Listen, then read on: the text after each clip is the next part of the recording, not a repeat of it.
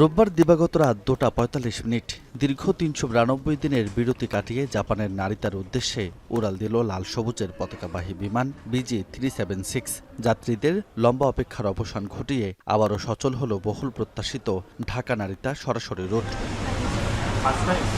এর আগে 2025 সালের 1 জুলাই অপারেশনাল ও বাণিজ্যিক চ্যালেঞ্জের কথা জানিয়ে জাপানের এই রুটের ফ্লাইট স্থগিত করা হয়েছিল।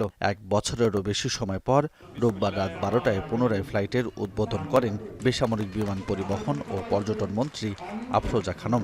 বলেন, এই রুট শুধু যাত্রী পরিবহনের জন্য নয়, জাপানের সাথে বাণিজ্য, বিনিয়োগ, পর্যটন, শিক্ষা ও জনগণের পারস্পরিক যোগাযোগকে ত্বরান্বিত করবে। এই রুটের মাধ্যমে যাত্রী চলাচলই নয়, উচ্চমূল্যের কৃষি ও মৎস্যপণ্য রপ্তানি, ব্যবসায়িক যোগাযোগ, বিনিয়োগ, পর্যটন এবং শিক্ষা খাতে নতুন সম্ভাবনার দ্বার উন্মোচিত হবে। ভবিষ্যতে যাত্রী চাহিদা বাড়লে ফ্লাইটের সংখ্যাও বাড়ানো হবে বলে জানান মন্ত্রী।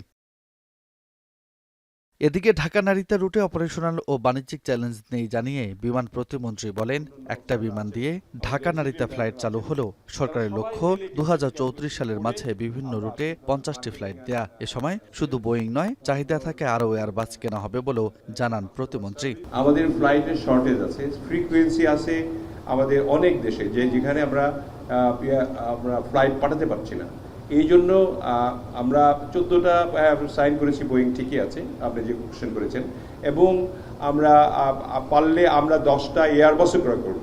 এর আগে 2023 সালের সেপ্টেম্বরে এ রুটে ফ্লাইট চালু করেছিল বিমান বাংলাদেশ এয়ারলাইন্স, তবে তা খুব বেশি দিন চলেনি। সংশ্লিষ্টদের প্রত্যাশা, পুনরায় এই রুট নিয়মিত ও লাভজনকভাবে পরিচালিত হলে দুই দেশের অর্থনীতি, বাণিজ্য, শিক্ষা ও পর্যটনে নতুন গতি আসবে। রাজু আহমেদ, এখন, ঢাকা।